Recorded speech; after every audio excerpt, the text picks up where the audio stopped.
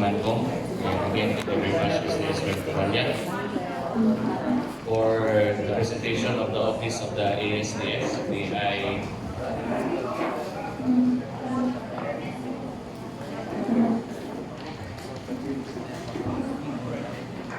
For the Office of the ASDS, I'd like to take this opportunity to show the support of the Office for the evolution plan of our SDS in the conduct of human resource training promotion and selection, to include some updates on our journey towards the accreditation and the deregulation for our prime HRM. And I'd like to start with the first slide, which is the proposed plan for the HRMPSB to centralize the process in the recruitment and selection. But before I will discuss this further, you can view the slides on my back. The HRMPSB had also meet last week to discuss matters pertaining the status of our selection, recruitment, selection, and appointment. And if I may, then do we have the approved? Click on here.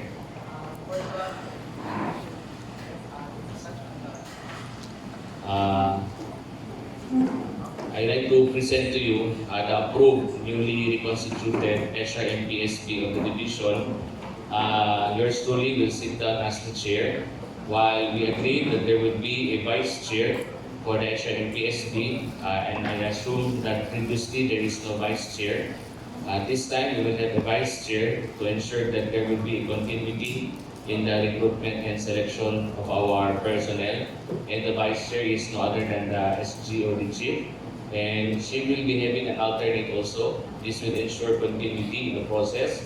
Members are the Admin Officer 5, Ma'am Ellen. She has also her alternate. Regular member is also our HRMO officer in charge, Ma'am Maya, and she also has her alternate. This time we included as a regular member our SEPs for HRD, Sir Bong Bukulan. You may be asking why is Sir Bong included this time? Because mostly of our process will involve the learning and development. We need also the expertise of our HRD because we manage all our LMD education. And then, sitting down as a regular member, we included the representative from the NDU. So this will be the new composition of the regular members of the HRM PSP. But expect that there will be an additional, because when we submitted this for approval, wala pa kasi yung appointment ng CID chief. So we will also be including our CID chief as a member of the HRM PSP.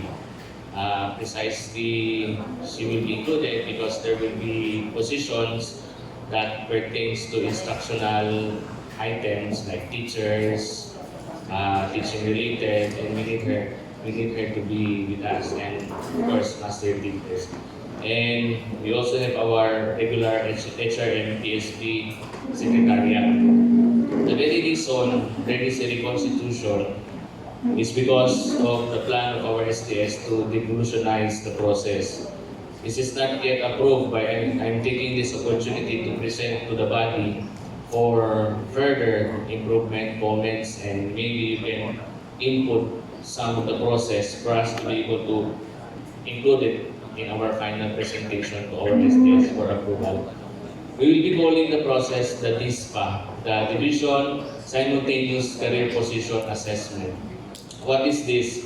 I do not know if at the back you can see the process flow. The process flow for this, the SDO through the Secretariat, we will be preparing a division memorandum to call for the DISPA upon the request of the SDS. Now, this simultaneous activity will be conducted in the district, and you will be managing the ranking, the PSDSS. Later on, as I discussed, you will know what will be our role. Now, it could be in the middle of the year, it could be at the beginning of the year, or it could be at the end of the year, wherein the SDS will call for a division simultaneous ranking for all positions in the district. But of course, there will be exception of the positions that will be included in the ranking in the DISPA. Once there will be a memorandum, the HRMPSB and its secretariat will conduct an orientation with the district ranking committee. We want to ensure that before we will conduct the ranking, we will have an orientation. Kumbaga, it's like when you have our athletic meet, we always have our refresher course. So I think we must always be refreshed, no, as to what learnings have we got, from the previous ranking, and we can incorporate it in our yearly conduct of the ranking. So maybe we can improve it. We will now have a separate ranking committee for elementary and secondary. As observed, PSDS will not manage the secondary ranking because the secondary is with plantilla. They have a SIPA and they must be managed by the secondary school. So I hope all our secondary schools in your respective districts all have their SIPA. I assume that you are very aware of what's the picture of the SIPA, right? So I got a chance to visit one school in Osmeña. I'm not sure if it's Osmeña 1 or Osmeña 2, Bagong Bagyo. Osmeña 1. In my first day, before I went back to my previous station, I passed by that school. That school has been established for more than 20 years. But only to find out that school does not have a SIPAP and they have more than 10 teachers. So the SIPAP can really be used for the teacher's promotion. So how can the teacher there be promoted if there is no SIPAP? So this activity will also help us solve that problem because we are also conducting personal audit. And we cannot do personal. One of the reasons why we need to do a personal audit is to find out whether the teachers in the school are really stationed in the school, especially for secondary schools. This is also one of the reasons why we're having a hard time in placing our teachers, especially for junior high school. No problem for senior high school. Now, once we're done with orientation and we have agreed the dates of the ranking, for example, one district is scheduled for today. One regular member of the HRMPSB and one member of the Secretariat will be present during the ranking to observe and to ensure that transparency and the process is being followed. Okay? So they will be there, and then once it's done, they will do the ranking committee together with the regular PSB and the Secretariat. And the picture signature, forward it to the office of the chair, and the chair will forward it to the office of the SDS for approval. Once it's approved, we will be also providing you a copy of the results or the comparative assessment results. Now, what's the purpose of having this? This ranking, if I'm not mistaken, we're very familiar with the word perpetual. Right? Actually, if you look at the policy in the guidelines, there is no such thing as perpetual. But there is a section in the Ora in section 90 that says that there must be no deliberation after 10 days of publication. I'll put you in a scenario. If there is a vacancy and then we publish it, and it so happen, we have your results with you. Now the PSB will not deliberate during those times now in the 10-day grace period. But once the 10 days is over, the PSB can sit down to deliberate whether to adopt the ranking that we have or call for another ranking. So what would be efficient in terms of placing people? Conduct another ranking or adopt the existing ranking? Adopt the existing ranking. And how can we adopt if there's an existing ranking? So that's the purpose of this simultaneous ranking. This will efficiently help the appointing authority put people in place whenever there will be vacancies. Not unless there are irregularities, there are problems that have been encountered, or the SDS sees that there needs to be a new ranking for that position, then we will not adopt the existing ranking. That is where the word perpetual was born. But it should be supported by a resolution by the PSB to adopt the existing ranking. So once there will be a call for our simultaneous ranking, we encourage all our teachers to apply. Whether we like it or not, as mentioned by our SDS, we still have that playing favorites among us. So, one of the members asked, how can we ensure, sir, that this will not happen? So, in the next slide, I will tell you what we propose, okay? So, who will be included in the ranking in the DISPA? Pwede ko gamay balik pa. Okay. First, the DISPA will be good for 1 year, or unless the SDS will call for a DISPA. So good for 1 year siya. Kasi 1 year, para at least within that year, there will be vacancies. The PSB also will not be too much overwhelmed with ranking. Parang last in my first month here, parang every week tayo may ranking mamaya, no? Sabi ko, ganito ba tayo? Every week may ranking. Parang hindi ako makatrabaho ng iba. So, when I presented this to SDS, that is also his observation, that every week may ranking. So, sabi ko, we will work out, sir, and we will try to present to you a proposal that will address the concern. So, it will be good for 1 year, or if the SDS will say, 6 months lang ta, we will call for a new ranking. And then again, as shown in the first flow of our process, the SDS has the authority to call for a ranking. Okay, so kung walang ranking, gamitin na muna natin yung existing ranking. We will adapt. Okay. Subject for the deliberation. Okay, now the DISPA will cover teacher 2, teacher 3, head teachers 1 to 6, teachers in charge, applying for a class, DRF, and natural vacancy. And for secondary, this also includes the teachers 2, 3, and teacher, and the teacher in charge. Sige, thank you, Mamaya. We will also include the SPED teachers, SPED 1, 2, and 3. Okay, thank you, Mamaya. And then, we will also be including master teachers 1 to 4 for both elementary and secondary schools. You might be asking later, why is teacher in charge my ranking na? Because we will involve those who are willing to apply for TIC, because if we will base it on selection process na sino lang may gusto, sometimes they may back out. But for those who are really willing to serve as teacher in charge, kahit saan man yan lugar within the district, they will not say no because they submitted themselves to apply for that position. In that manner, we will not have a hard time to put people to take charge of the school because we already have the ranking result. At the same time, this will eliminate the pabor-pabor system in our field. Kaya makamani akong palangga, ikaw sa dito mag-TIC. Kaning usap, gusto mag-TIC, ibili na siya palangga, wala siya chance mag-TIC. So those reports are also reaching our office. So we included teacher in charge. So before we will have this, once this activity is approved, we will first revisit DO number 7, 2023, which is our new guidelines in the recruitment and selection.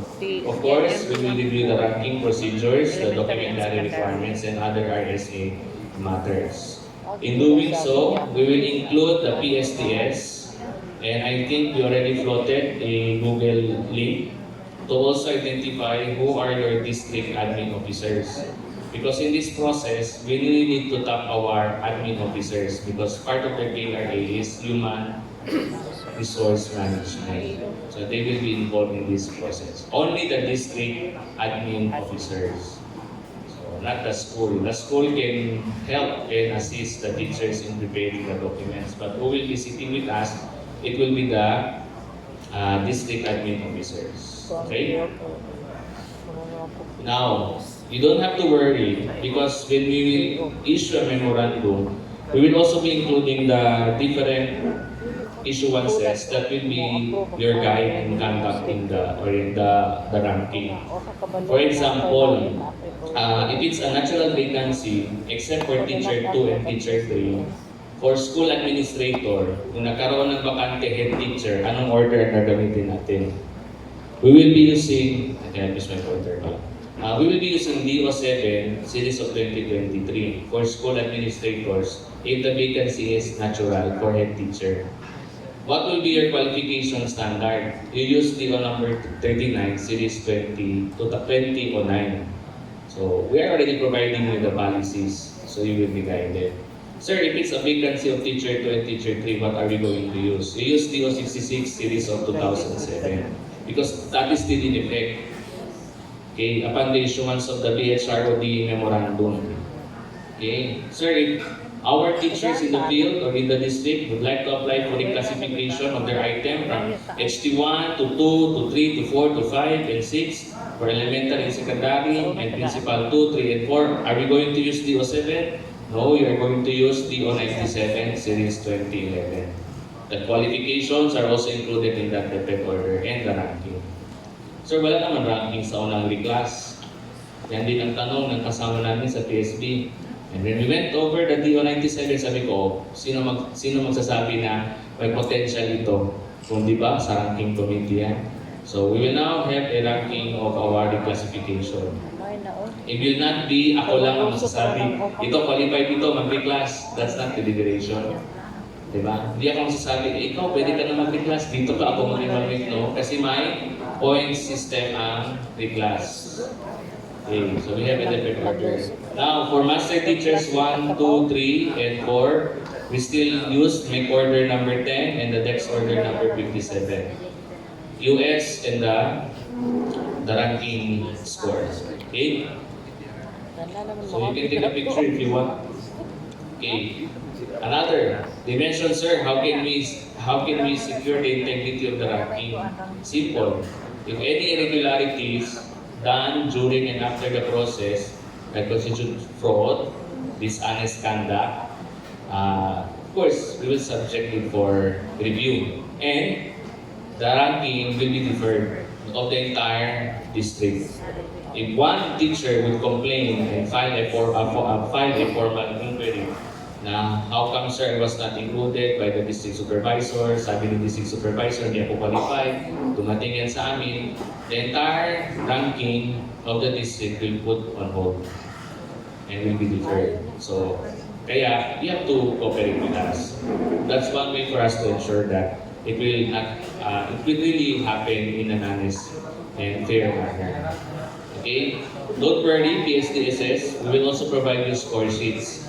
Our secretariat with Maya, they are currently working and going over the score sheets that we prepared for teachers 2 and 3, for master teacher, for school heads, for the class and natural, and the comparative assessment. All of these templates will be provided to you during the ranking.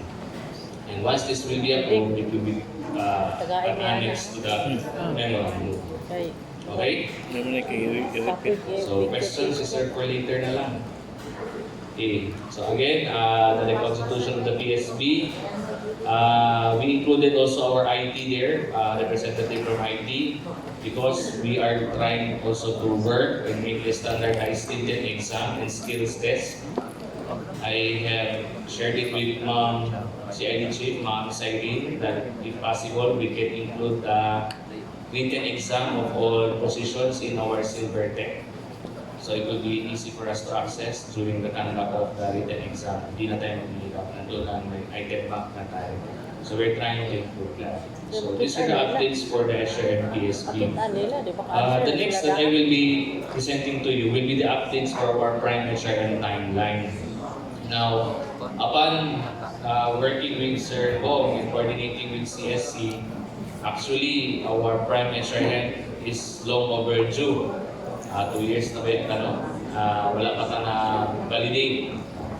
Why is this connected with PSB? Because if we will be granted the regulatory status, our appointment, once approved by the superintendent, it's already being approved. We no longer need to submit it to civil service for attestation and approval. And the nice thing also, if we are awarded with the bronze, kahit hindi pa yan na-publish, once na bakante na yan, once na firma, wait na yung 10 days. Diretso na pwede mag-fill up. Wait na yung 10 days muna, publication sa civil service, Pag wala na yan, pag bronze awardee na tao, wala na yung 10 days. Once primado na ni sir, by tomorrow, pwede na tayo mag-call for ranking kasi bronze awardee na tayo. Yan ang mga perks pag bronze awardee tayo sa private share. And this division is really in need of this kind of practice, and we need this award. And we cannot do it without your help. That's why, again, last week, we met with the new composition of the team, and I'm happy our cluster heads of the different clusters were there to support us. So, these are the timelines, and we are hoping that by April, Paul, by God's grace, we will be having our on-site validation. Parang ISO ba? They have to come here and validate all of us, all our practices. So we are hoping that we will be able to do this in less than 6 months to get the on-site validation. Once everything is in place, once CSC can find that everything is in order, matagal na yan ng 1 year, ma-award na tayo ng bronze. So we cannot do this without your support. And we are involving people from the field because we want to also get your side of the story. For us to be able to come up with policies that are aligned also to what we are going to craft. Because at the end of the day, it is you who will be the end user for our policies, di ba? Di naman kami, sa mga SDS, position namin, we come and go anytime we can transfer. Who will stay is you, the people who are working with. Ano lang kami, we are just conductor to your journey, kayo ang driver. You will take us where we need to go. Okay? So, those are my updates from the PSB and the Prime HRM. So, if you have any clarification, you wish to share some inputs to this, maybe later during our open forum, we can present it. And it's very much welcome. All feedbacks, be it positive or negative, it's very much welcome for us to improve our services in the division. Okay, thank you. Okay. So, as delegated to me to preside this meeting, after the time of the SDS and ASDS, I think it's now to listen to some important updates from each functional division and components. We will be starting with the CID, with the Implementation Division. Ma'am Sai.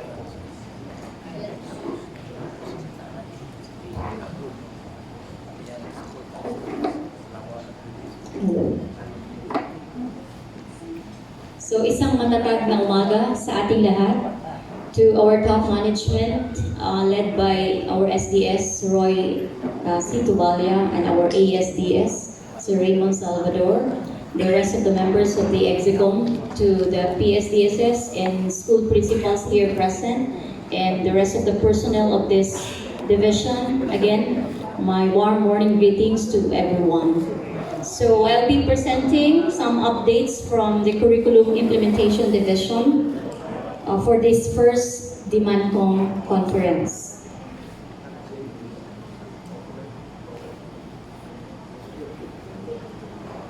Okay. So I'd like to start off with the Matatag curriculum. So being faithful to the commitment of the Department of Education to make the curriculum relevant to our learners, to produce job-ready, active, and responsible citizens, and of course, to give support to our teachers to teach better. It's not working. Okay.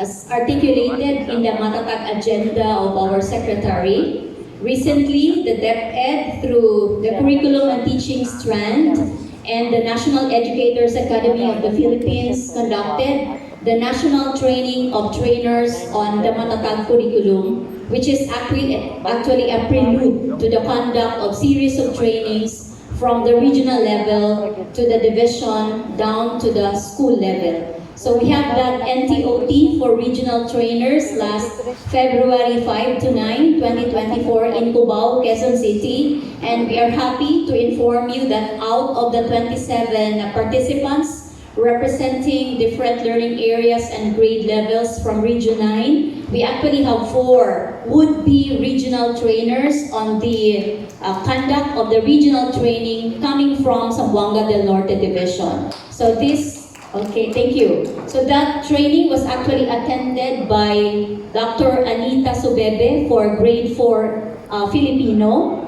We also had Dr. Janet Recamara for grade 7 TLE, and Dr. Nida Galaura attended, I'm sorry, for Dr. Janet Recamara, it's grade 7 ES Values Education, and Ma'am Nilda Galaura for TLE, grade 7, and myself for grade 7 science. So we hope to be seeing some of your teachers and even some school heads as identified by our EPSS in the conduct of the regional rollout of the training of trainers on the Matatag curriculum by March 21 to 26. That's a tentative date set by the region at a venue which will be later disseminated to us.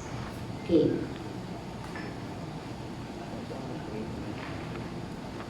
It's not moving.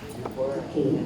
So that NTOT was purposely conducted in preparation for the commencement of the first phase of the implementation of the Matatag curriculum. I don't know if this was already presented to you, but just so we'll have an idea about an overview of what the Matatag curriculum is. So the Matatag curriculum has actually 7 basic features, and these are the following. One is focus on foundational skills. So that has something to do with literacy and numeracy. That's the very reason why DepEd has actually initiated programs to highlighting the need to develop foundational skills on reading and numeracy among our learners. The second feature is on decongesting the curriculum. So if you are well aware from the previous curriculum, we have more than 11,000 learning competencies.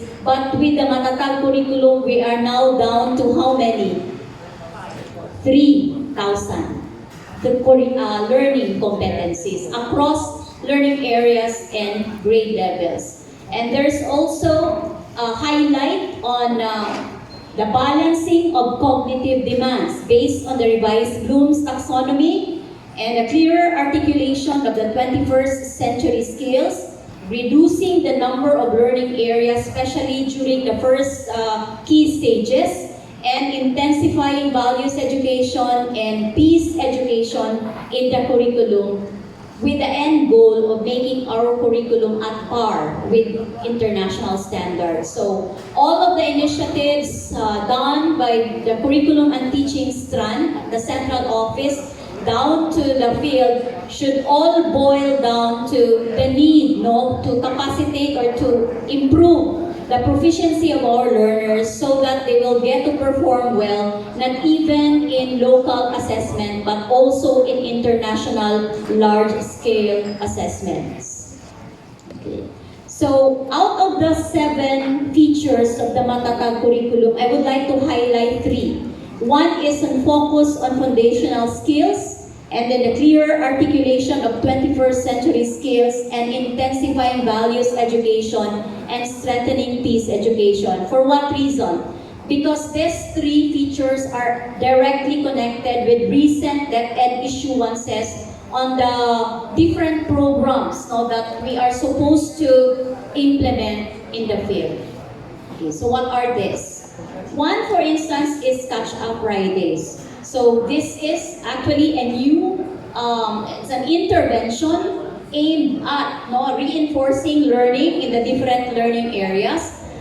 This is disseminated via DepEd Memorandum Number 1 Series of 2024. Basically, we're implementing Catch-Up Fridays because we want to focus on the foundational skills, intensify values education, and strengthen peace education among our learners. If you look at the 5 subjects for Key Stage 1 under the Matatag curriculum, there's also an alignment on the, on the consideration of these skills among our learners. Okay. So with Catch-Up Fridays, I want to highlight 2 important paragraphs in terms of our implementation.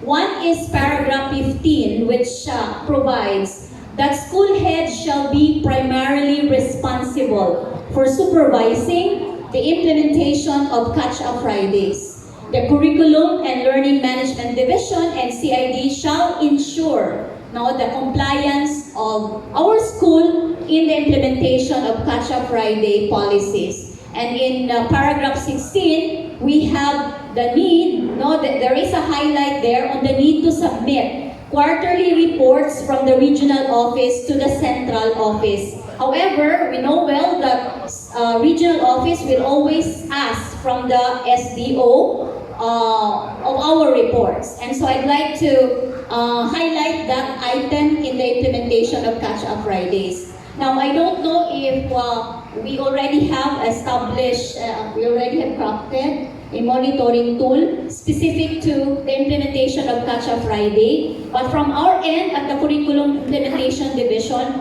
we're looking into crafting, developing this standard tool that will be used when we monitor the implementation of Catch-Up Fridays, highlighting these areas in the implementation. One is on program management and supervision. So, are our school heads ensuring that throughout the entire month of January, we implemented the drop, everything, and read activities, and that for the entire month of February onwards till the end of the school year, we are implementing Catch-Up Fridays. So that is one area under program management and supervision. Another is there really an evident practice of collaborative expertise among our teachers through the Learning Action Cell? Of course, part of program management and supervision would also be like monitoring and feedback loop, between the teachers and among them, among teachers, and between teachers and school head, and teachers to student. Another area that we have to look into is learning resources and environment. So do we have sufficient materials that we can use in the implementation of the activities for Catch-Up Fridays? I understand that we already had conducted orientation, and you are aware that for Catch-Up Friday implementation, the first half of the day is on numeracy and literacy, while the second half will deal with integration of values education, peace education, and health in different learning areas scheduled during the second half of the day. And we also need to look into learner progress and stakeholder engagement. Now, when we monitor the implementation of Catch-Up Fridays or any other program for that matter, it does not, the intention is not punitive, but to actually assist and give you helping hand in improving our implementation of the program. After all, we cannot really successfully meet the objectives of the program without the support of people in the field. So these are 4 critical areas that we have to consider when we craft the monitoring tool specifically for the implementation of Catch-Up Fridays. Okay. And the second feature of the Matatag curriculum, which I'd like to highlight, is on the clear integration and articulation of the 21st century skills. Why? Specifically on technology literacy and digital literacy, even on critical thinking, problem solving. Why? Because in the next cycle of the PISA, there is an emphasis on digital and literacy skill. So we will have to consider the development of this 21st century skills in the teaching learning process, and we are happy that at the division level there are already initiatives geared towards that objective. For one, we have the Silver Tech Learning Management System. So the Silver Tech Learning Management System is actually designed by teachers for the teachers, and it's aligned to the mandate, to the agenda of our leadership, which is to unburden teachers from the demands of the teaching learning process, especially on the preparation of the teaching learning materials. So the Silver Tech will now serve as the repository or the official portal of Zamboanga del Norte Division teachers in terms of resources like the DLPs, the test item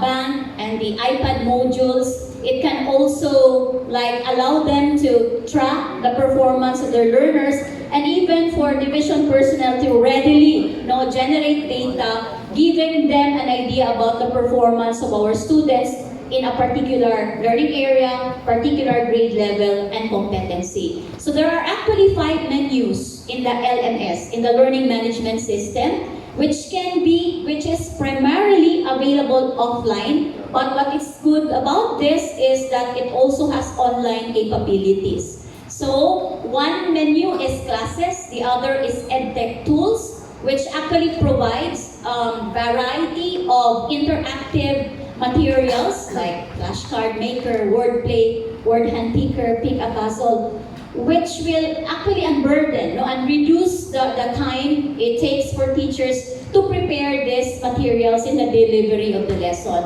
The third menu is on dev tools or division tools, which includes the achievement and diagnostic tests, the downloads, and the school profile. So there's actually a lot of benefits using the Silvertech Learning Management System because it introduces to us one-stop shop for learning resources and materials which our teachers can use.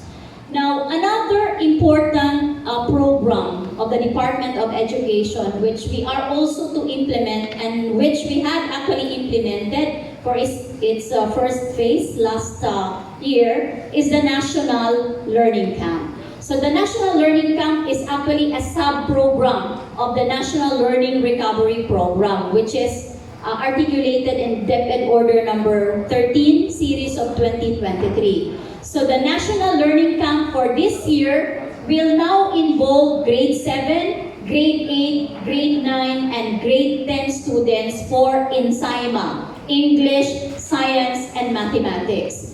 Now, other than the National Learning Camp, of course, we'll also be implementing again the other end of school year break activities, one of which is what we usually call as the summer class for students who did not meet expectations or who have failing grades, but we no longer call that summer class this time. So that's part of the other end of school year break activities.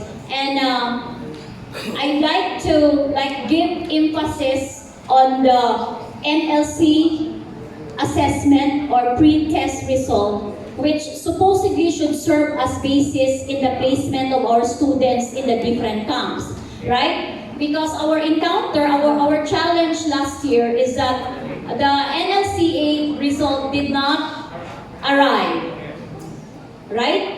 We were not given actually the results of that assessment, which should have served as basis in determining whether the learner should go to the intervention camp, to the consolidation, or to the enhancement camp. So it was like an urgent decision on the part of the central office to inform the field that instead of using the NLCA assessment result, which did not happen, we'll have to go back to the learner's performance data. What does it mean? It means that we'll have to look into individual grades of students in science, English, and math, the final grade, to determine their placement in the different camps. And so what we're thinking this time is that we have to be proactive.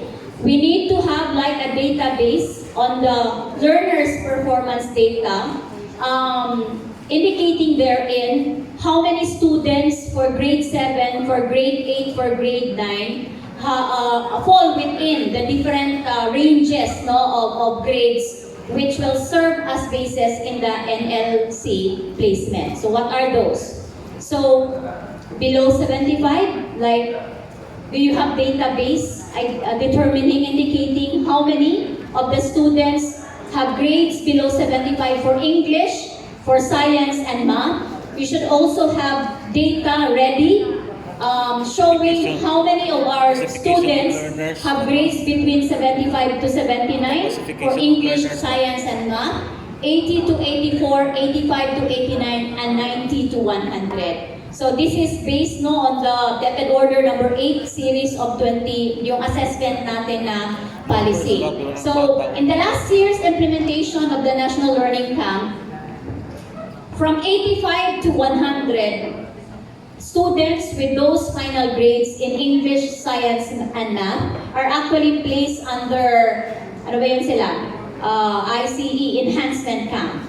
And students with grades from 75 to 84 were placed in Consolidation Camp. Whereas students with final grades in English, Science, and Math below 75 are placed under the Intervention Camp. So we don't really know if the central office, Trobea, will be able to give us the results of the NCLA this time, because there's actually a scheduled conduct of the pre-test. Supposedly for grade 7 and 8, it should have started this week until March 4, but we don't receive communication yet, ma'am, no? From BEA.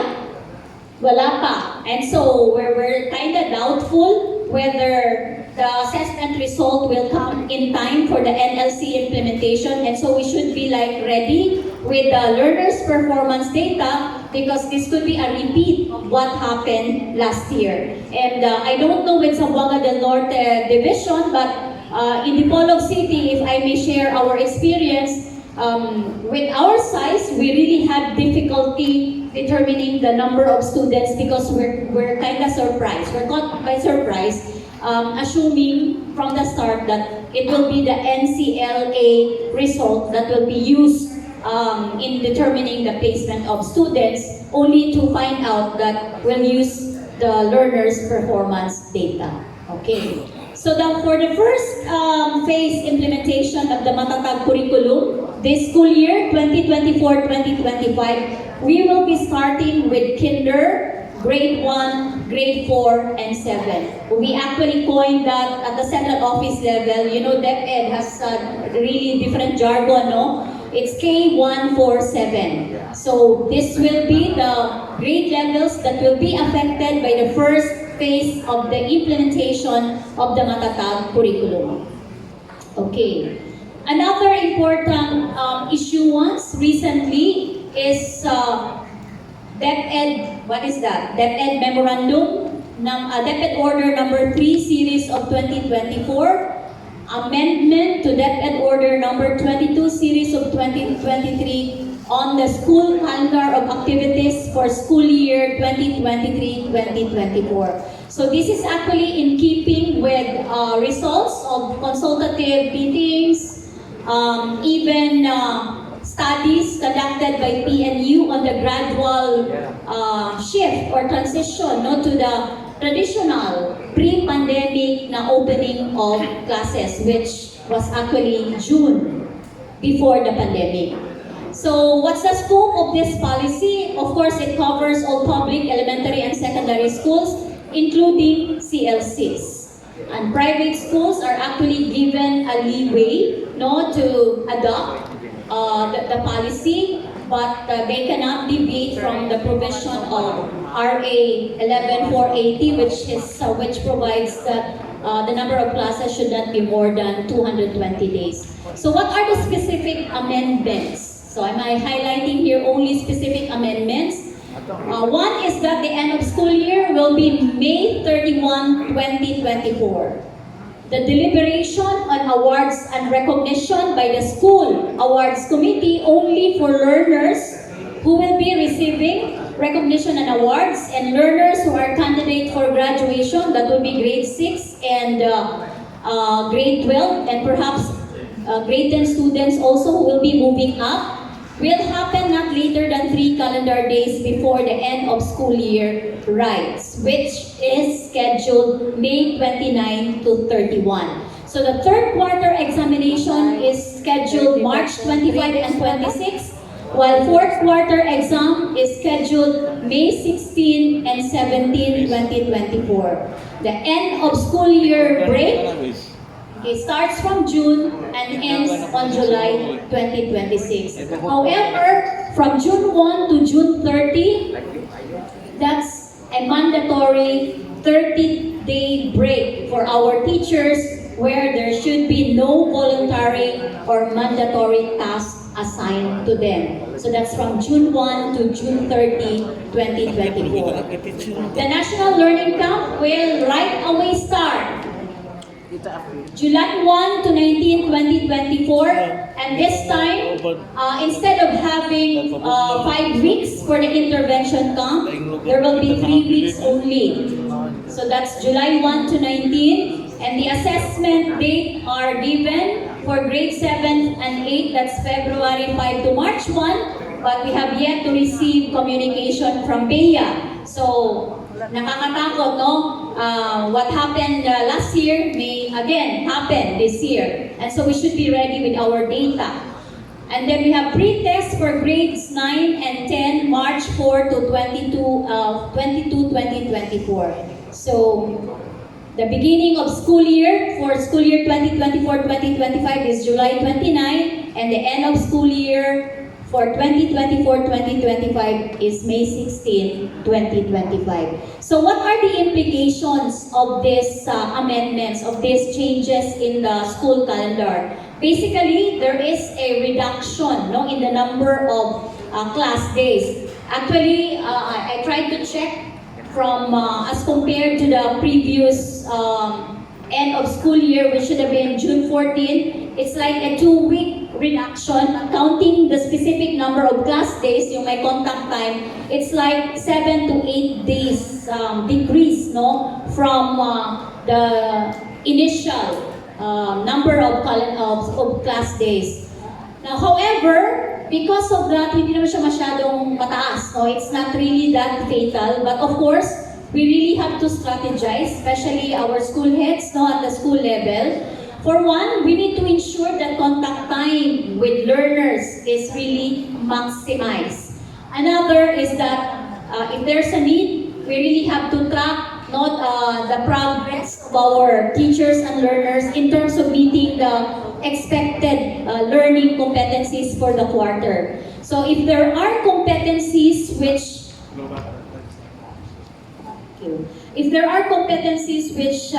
can actually be like delivered by way of other learning delivery modalities like alternative delivery modes, blended learning delivery modality, which is a combination of in-person and other modality like the use of printed module, no, or online if it's possible in the context of our school, then we can always allow that, provided that the learning should not be compromised. So we actually give this very important task to our school heads with, of course, the supervision, no, the monitoring of our district supervisors, and in ensuring that with the reduction of the number of class days, we really do not compromise the delivery of the competencies, and of course, meeting, no, the specific learning competencies set for a particular quarter.